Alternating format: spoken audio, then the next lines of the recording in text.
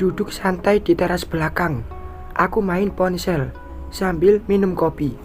Sendiri. Ingin rasanya ada Tia di sini. Tapi sayang, aku belum bisa meraihnya ke dekatku. Sampai kapan aku akan terpisah dengan putriku? Rasanya ini sangat sulit. Namun tak mungkin aku meninggalkan suami demi anak. Akan ku cari cara lagi bicara dengan Mas Ismail agar kami keluar dari rumah ini, atau intinya tidak seatap dengan Mami. Sarah, aku tersentak. Tiba-tiba Ririn muncul di sini, seperti rumahnya saja, keluar masuk tanpa seizin tuan rumah. Mentang-mentang kenal dekat dengan Mami, bukan berarti tak menjaga sikap dong. Mau apa kamu kesini? Kalau cari Mami, lagi tak di rumah. Atau mau cari suamiku? Tanggapku ketus. Ia bukannya menjawab, malah duduk tanpa dipersilahkan duduk. Aku kesini ingin mencarimu, bukan Mas Ismail atau Mami. Aku, ya, mau apa dia mencariku? Ada apa? Santai aja, Sarah. Aku datang bukan cari musuh, tapi ingin berdamai. Apa maksudmu? Entah kenapa berhadapan dengannya tak ada firasat baik. Aku ingin menjadi istri Mas Ismail, jawabnya tanpa ragu. Apa? Kamu gila ya? Aku istri Mas Ismail. Aku langsung berdiri seiring emosi yang terasa. Enak saja mau jadi istri suamiku. Dikiranya rumah tangga ini main-main, hingga meminta tidak pakai otak. Cantik-cantik dan berpendidikan, kok malah mau jadi pelakor? Gila. Santai, Sarah. Kita bisa memilikinya bersama. Aku janji tak akan memusuhimu seperti adik madu pada umumnya. Astagfirullahalazim. Ada apa dengan wanita di depanku ini? Ia bersikap seperti wanita tidak laku saja. Aku tersenyum sinis. Apa kamu gak punya malu minta suamiku? Kenapa juga harus malu? Biasa aja kok. Jika terjadi. Aku menarik nafas panjang berulang kali, berusaha mengontrol emosi. Jika emosi, otak tidak bisa berpikir panjang, dan aku pasti kalah dalam berdebat. Apalagi Ririn seperti wanita yang cerdik dan licik. Jika dulu rumah tanggaku dibumbui pelakor gender lelaki, tapi sekarang malah kebalikannya. Apakah seperti ini dulunya kamu dengan Kak Amel? Bisa jadi ia juga pernah minta Mas Ismail pada Kak Amel. Maksudmu? Ya, minta suaminya, tapi tidak terkabul. Hahaha. Kamu ingin tahu kisah persahabatanku dengan Amel? Ia malah tertawa mencemooh. Sebenarnya aku tidak tertarik, tapi semenjak hari ini ada rasa ingin tahu. Karena tak mungkin seorang sahabat menikung dari belakang, atau sahabat berhati busuk yang ingin jadi pelakor. Ucapan pedas ini sengaja aku lontarkan dengan tenang. Jaga bicaramu. Ia langsung bangkit berdiri. Kamu sadar enggak berada di mana? Kontrol suaramu, pelakor. Aku membelalak menatapnya. Ia mengangkat tangan, ingin menampar. Tapi ia bukan lawanku, hingga tangannya dengan mudah aku tangkis. Si Rudi dan Mas Arga saja bisa ku kalahkan.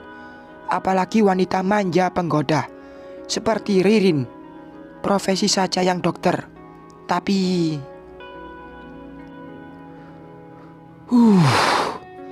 aku melintir tangannya. Jangan coba-coba melayangkan tanganmu padaku, atau kupatahkan kaki mulusmu itu, kataku sambil melirik kakinya. Sakit. Buk. Tangannya ku lepas kasar hingga ia sedikit terdorong ke belakang. Ririn menghela nafas besar berulang kali. bisa dirasakan betapa ia sangat membenciku. Kamu tahu berhadapan dengan siapa? Aku Ririn.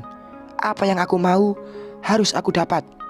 Semua tahu jika aku jauh lebih cantik darimu. Kita lihat siapa pemenangnya. Kamu bukan tandinganku, Sarah. Ia berucap sangat percaya diri, merendahkan aku. Mau ku lempar keluar atau kamu pergi sendiri? Dasar wanita kampungan, cacinya. Lalu berlalu pergi.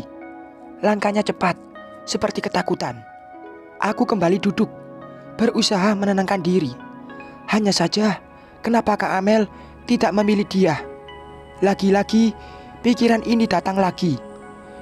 Ririn cantik dan seorang dokter, sementara aku hanya pegawai Mas Ismail dulunya.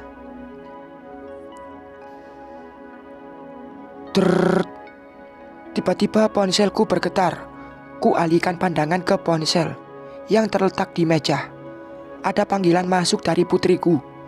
Segera aku jawab, "Yah, Nak." "Mah, uangku hilang." Terdengar rengek Tia di ponsel. "Hah? Kok bisa? Hilang di sekolah?" "Bukan, Mah, tapi di rumah. Yang curi tuyul, Mah." "Tuyul? Astagfirullahaladzim. Mana mungkin ada tuyul di rumah itu, Tia. Mama udah lama tinggal di sana, gak pernah hilang uang karena tuyul." "Kata siapa dicuri tuyul?" "Sejak kapan anakku punya pemikiran tentang tuyul? Lagian Andi dan ibu mantan mertua juga tak pernah membahas ini sebelumnya."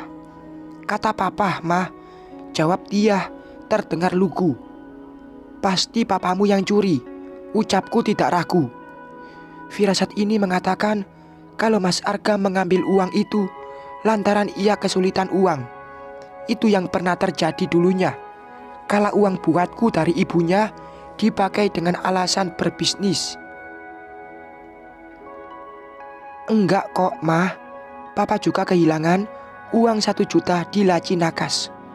Kalau papa yang curi, kok malah papa juga kehilangan? Apakah ini sandiwara Mas Arga karena ia sangat pintar berbohong? Aku tak percaya kalau Mas Arga kehilangan uang juga. Ya udah, nanti malam Mama akan antarkan jajanmu. Jangan sedih lagi." "Makasih, Mama." "Tia tunggu ya, Mah." Suara Tia terdengar senang. "Tia, jika tinggal di sini, semua kebutuhanmu pasti bisa Mama penuhi.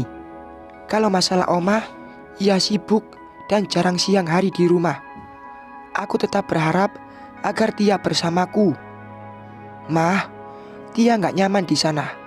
Oma itu kayak nenek lampir, marah melulu kerjanya. Padahal gak punya cucu juga. Kok malah seperti gak butuh cucu?" Tia benar juga. Kak Amel tidak pernah punya anak. Mas Ismail anak tunggal. Masa Mami tak pernah merindukan seorang cucu? Di sini ada sebuah perbandingan. Mami tak punya cucu, tapi tidak terlihat berharap. Sementara ibu Mas Arga sudah punya 1 orang cucu, namun minta tambah dengan berbagai cara memalukan. Mungkin Oma hanya berusaha sikap tegas aja, Nak. Pokoknya kalau ada Oma di rumah itu, Tia gak mau ke sana. Percuma aku memaksakan, tapi Tia benar-benar tidak mau. Wajar juga, aku saja yang berstatus menantu juga menahan hati dengan sikapnya. Bersambung.